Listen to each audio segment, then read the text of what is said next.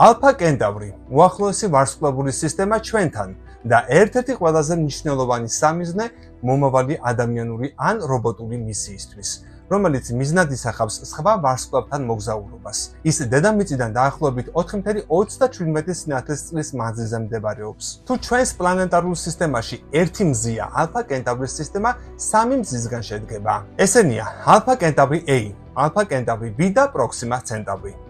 ამ მზეების გარშემო აღმოჩენილია მინიმუმ 2 ეგზოპლანეტა, მათ შორის პროქსიმა ცენტავრი B, რომელიც შეიძლება მდებარეობდეს სიცოცხლისათვის ხელსაყრელ ზონაში. მეორე ეგზოპლანეტაა პროქსიმა კენტავრი C. ის 7-ჯერ მასიურია დედამიწაზე და სუპერდედამიწის ტიტულს ატარებს. ასევე აღმოჩენილია მესამე სავარაუდო ეგზოპლანეტაც პროქსიმა ცენტავრი D. თუმცა, რადგანაც ჯერ ბევრი არაფერი ვიცით ამ პლანეტის ეგზოპლანეტურ მახასიათებლებზე, ეს სტატუსი მას წინა ორისგან განსხვავებით მყარად მინიჭებული არ აქვს.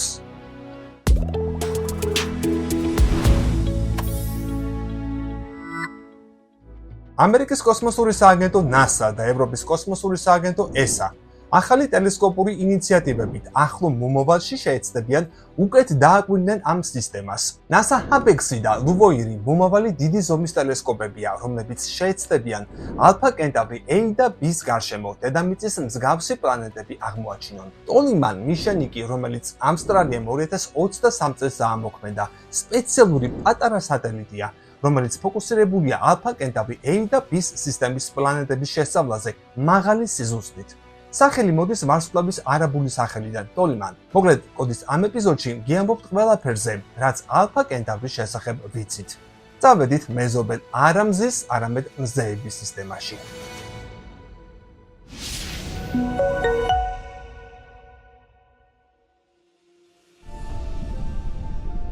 არსებობს ვარსკვლავური სისტემა, რომელიც უკვე ძალიან ნაცნობია. სისტემა, სადაც ვარსკვლავები ცეცხლოვანი აფეთქებებით მძვინვარებენ. სადაც უცხო პლანეტა სიბნელეში ბრუნავს. სადაც სიცოცხლე შეიძლება ვიწრო ზოლს ემღაუჭებოდეს ცეცხლსა და ყინვას შორის. და სადაც ოდესმე კაცობრიობა გადადგამს პირველ ნაბიჯებს, როგორც ინტერსტელარული, ანუ ვარსკვლავთშორისი სახეობა. ეს არის ისტორია ჩვენი მეზობელი ვარსკვლავების შესახებ და ჩვენი პირველი კარიბჭე galaktikis სიღრმისკენ. ვარსკვლავური სისტემა ალფა კენტავრი.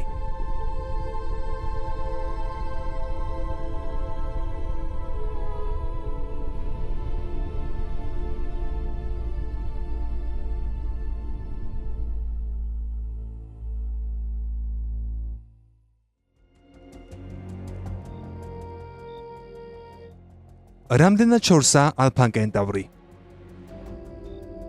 ღამიცაში ის ერთ პატარა წერტილად ჩანს, ძირითადად სამხრეთ ნახევარსფეროდან. ის ახლოსაა, მაგრამ ჩვენს ყველაზე სწრაფ კოსმოსურ აპარატსაც კი 70,000 წელზე მეტი დასჭირდება, რომ გადალახოს იქამდე მიმავალი 25 ტრილიონი მილი.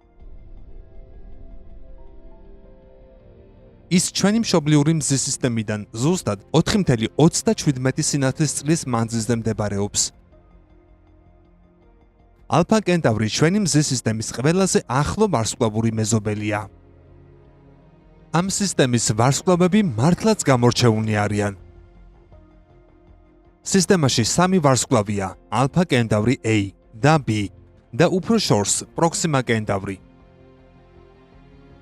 ალფა კენტავრი A ეს არის მთავარი მიმდევრობის ვარსკვლავი, რომლის მასა ჩვენს მზისთაზე დაახლოებით 10%-ით მეტია, ხოლო დიამეტრი 22%-ით დიდი. სხვა მხრივ ის ძალიან გავს ჩვენს მზეს. ალფა კენტავრი B ასევე მთავარი მიმდევრობის ვარსკვლავია. მცირე ზომის და შედარებით გრილი, ჩვენი მზის მასის 90%-ითა და დიამეტრით 14%-ით მცირე. თუმცა ის გამოსცემს უფრო ძლიერ რენტგენულ გამოსხივებას, ვიდრე მისი დიდი პარტნიორი. ეს ორი ვარსკვლავი ქმნის ორმაგ სისტემას და საერთო მასის ცენტრის გარშემო ბრუნავენ. ერთმანეთის გარშემო სრულ შემოვლას ყოველ 80 წელიწადში ასრულებენ. პროქსიმა კენტავრი ყველაზე ახლო ვარსკვლავია ჩვენთან. სისტემის გარე კიდეზე მდებარეობს მესამე ვარსკვლავი პროქსიმა კენტავრი, წითელი ჯუჯა, ყველაზე პატარა, მაგრამ ჩვენთან ყველაზე ახლოს მყოფი. მისი ორბიტა იმდენად ფართოა, რომ ერთ სრულ შემოვლას 9 მილიონ წელზე მეტი სჭირდება.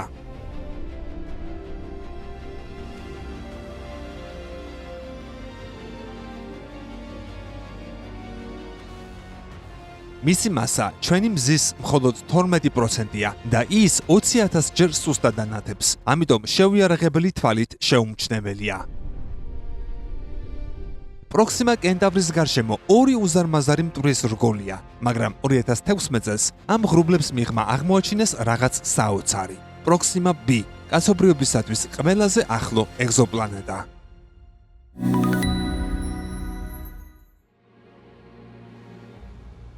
პროქსიმა B, ყველაზე ახლო ეგზოპლანეტა.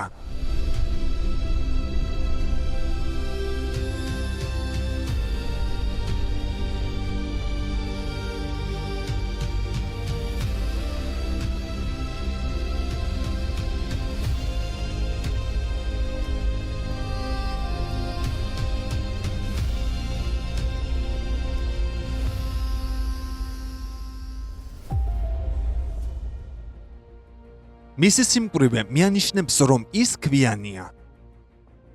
ზომით ოდნავ აღემატება დედამიწას. მასა დაახლოებით 6%-ით მეტია. მის ზედაპირზე გრავიტაცია დედამიწისას ძალიან წააგავს. ის თავის ვარსკვლავს ძალიან ახლოს უვლის, მხოლოდ 7,5 მილიონი კილომეტრის მანძილზე, რაც მერკურის ორბიტაზე 8-ჯერ უფრო ახლოა მზესთან. ამ პლანეტაზე ერთი წელი მხოლოდ 11 დღეს გრძელდება. და მაინც, ასეთი სიახლობის მიუხედავად, პლანეტა იმყოფება საცხოვრებელ ზონაში, სადაც თეორიულად თხევადი წყლის არსებობაა შესაძლებელი. მაგრამ ამ სიახლოვეს თავისი ფასი აქვს. სიცოცხლის შესაძლებლობა პროქსიმა B-ზე. პროქსიმა B სავარაუდოდ ჩაჭედილი ჰყავს მზეს, რაც ნიშნავს, რომ ერთი მხარე მუდამ მზისკენ არის მიქცეული. ეს მხარე უსასრულოდ დღის სინათლეში იწვის. ტემპერატურა +100 გრადუს ცელსიუსამდე აღწევს და ზედაპირი ძლიერი გამოსხივებით იფარება. მეორე მხარე კი მუდმივ ღამეშია ჩაფლული, სადაც სიცივე -150 გრადუს ცელსიუსამდე ეცემა და ყველაფერი მარადიულად იყინება. თუ ატმოსფერო არსებობს, ის აქ ყინულად დადნება და პლანეტა მკვდარ სიცივეში დარჩება. თუმცა, მათ შორის ვიწრო ზოლში, ბდენსა და ნათელს შორის არსებულ შებინდების ზოლში, პირობები შეიძლება იდეალური იყოს. იქ შესაძლოა არსებობდეს ნისლიანი, თბილი ოკეანე, სადაც ატმოსფერო სტაბილურად ინარჩუნებს ტემპერატურას და წყალი თხევადად რჩება. თუ სიცოცხლე ოდესმე წარმოშობილა აქ, ის ალბათ სრულიად უცხო ფორმით იარსებებს.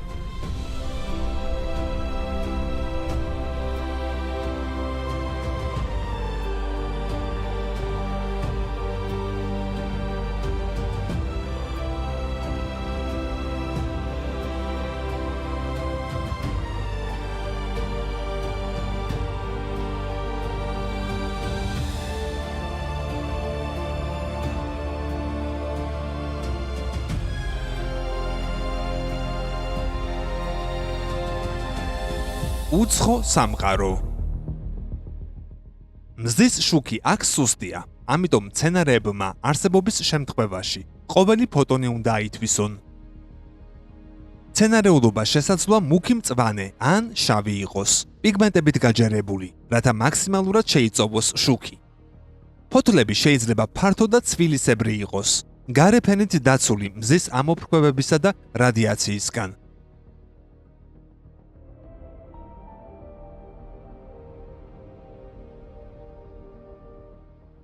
სიცოცხლე აქ არა სეზონებით, არამედ ჩრდილებით იმართება.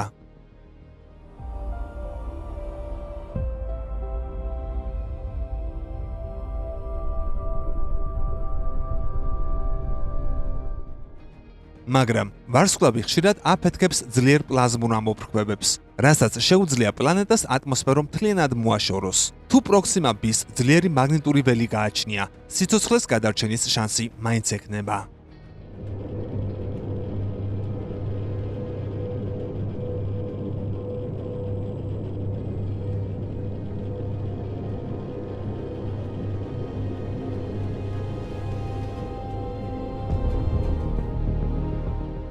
პროქსიმა B მარტო არ არის.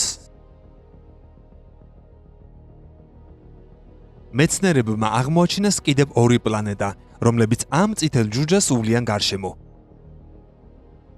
პირველი პროქსიმა C, ეგრეთ წოდებული მინი ნეპტუნი. ის შორს მდებარეობს დაახლოებით 200 მილიონ კილომეტრზე. სასიცოცხლო ზონის მიღმა, მისი ზედაპირი გაყინულია. საშუალო ტემპერატურა -200 გრადუს ცელსიუსზე დაბალია. მეორე, პროქსიმა D, პატარა ქვისებრი პლანეტა. დედამიწის მასის მხოლოდ 25%-ით.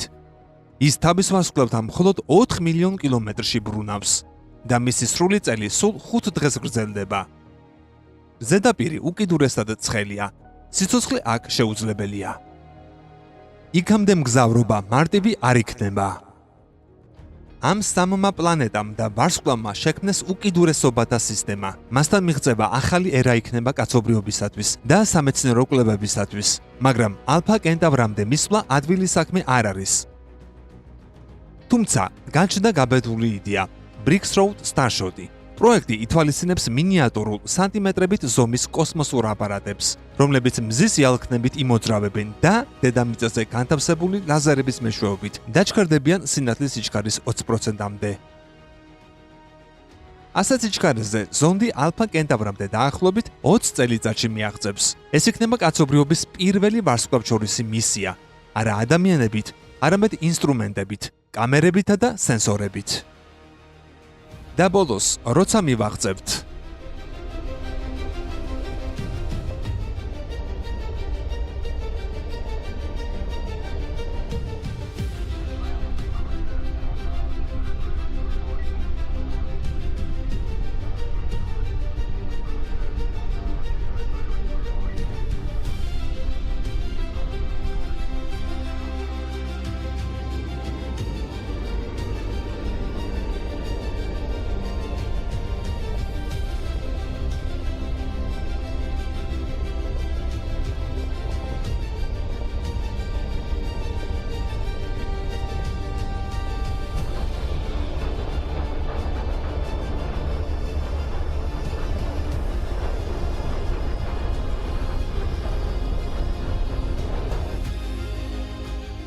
ეს იქნება გარდამტეხი მომენტი კაცობრიობის ისტორიაში, როდესაც ჩვენ პირველად დავდგამთ ფეხს უცხო სამყაროზე.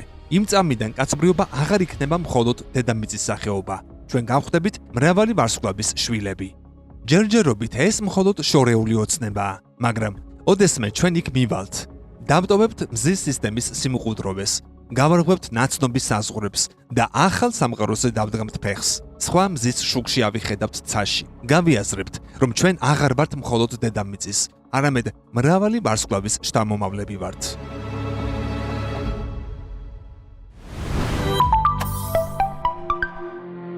ალფა კენტავრი ტელესკოპით მარტივად ჩანს. ორმაგი ვარსკვლავები ერთდებიან და ქმნიან მესამე კაშკაშა ვარსკვლავს ღამისაზე. იმის მიუხედავად, რომ პროქსიმა კენტავრი ოდნავ უფრო ახლოსაა დედამიწასთან, ვიდრე მისი ორმაგი კომპანიონები. ის მაინც უფრო პატარა და მკრთალია, ვიდრე ვარსკვლავური დუეტი. პროქსიმა კენტავრის დაფიქსირება ძალიან რთულია. პროქსიმა კენტავრის დაფიქსირება სპეციალური ხელსაწყოების გამოყენების გარეშე ძალიან რთულია, ხოლო პროქსიმა B-ს დანახვა კი შეუძლებელია, უახლესი ტელესკოპებითაც კი. ეგზოპლანეტის დასაფიქსირებლად ასტრონომები მის დედავარსკვლავს დააკვირდნენ. როცა პლანეტა გარს უვლის ვარსკვლავს, მისი გრავიტაცია ვარსკვლავის ოდნავ ძვრას იწვევს.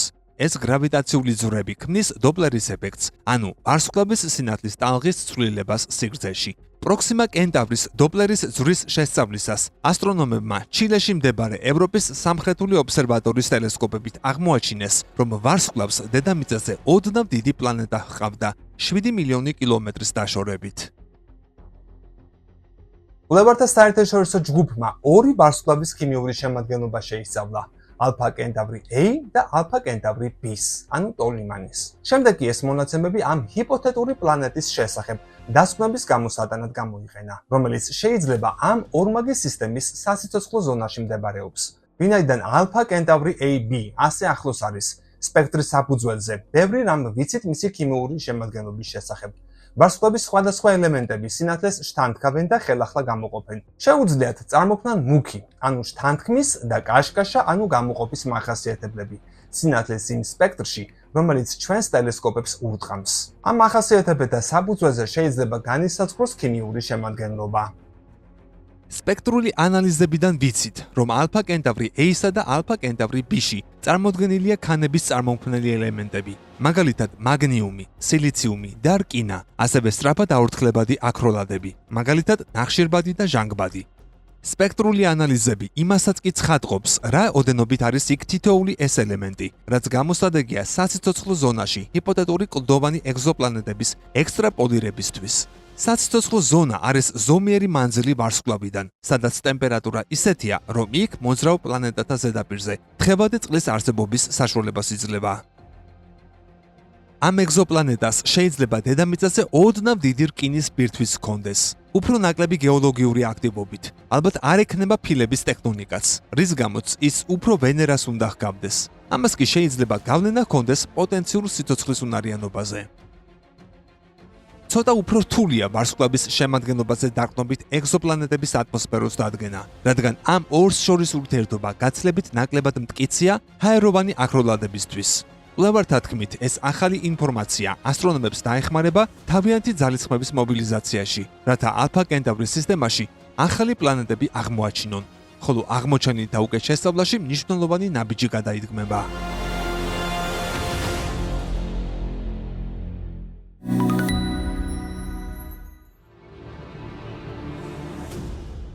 სხვა ეგზოპლანეტებზე სიცოცხლის არსებობა რეალურად შესაძლებელია, მაგრამ ამ ეტაპზე დამადასტურებელი მტკიცებულება არ გვაქვს. თუ ვიკითხავთ, რატომ შეიძლება იყოს, მეცნიერების პასუხი ასეთია. სამყაროში ასობით მილიარდი ვარსკვლავია და თითქმის ყველა მათგანს აქვს პლანეტები. ბევრი ეგზოპლანეტა მდებარეობს ეგრეთ წოდებულ სიცოცხლის ზონაში, სადაც ტემპერატურა წყალს თხევად მდგომარეობაში ინარჩუნებს. ზოგი მათგანი დედამიწის მსგავსია ზომით და ქიმიური შემადგენლობით. სიცოცხლე დედამიწაზე ძალიან ადრეულ ეტაპზე გაჩნდა, რაც მიანიშნებს, რომ ბუნებრივ პირობებში მისი გაჩენა იოლი შეიძლება იყოს. სირთულე. რატომ შეიძლება არ იყოს? სიცოცხლის წარმოშობის ზუსტი მექანიზმი ჯერ უცნობია. ბევრ პლანეტას არ აქვს ატმოსფერო ან სტაბილური კლიმატი. ვარსკვლავები შეიძლება იყოს ძალიან აქტიური, რადიაციით აფეთქებებით, რაც სიცოცხლეს ანადგურებს. საერთო ჯამში სიცოცხლის არსებობა სხვაგან მეტად შესაძლებელია, ვიდრე შეუძლებელი, მაგრამ მტკიცებულება მაინც ჯერ არ გვაქვს. ტელესკოპები, მაგალითად James Webb Space Telescope, უკვე იკვლევენ ეგზოპლანეტების ატმოსფეროებს სიცოცხლის ნიშნების საძიებლად.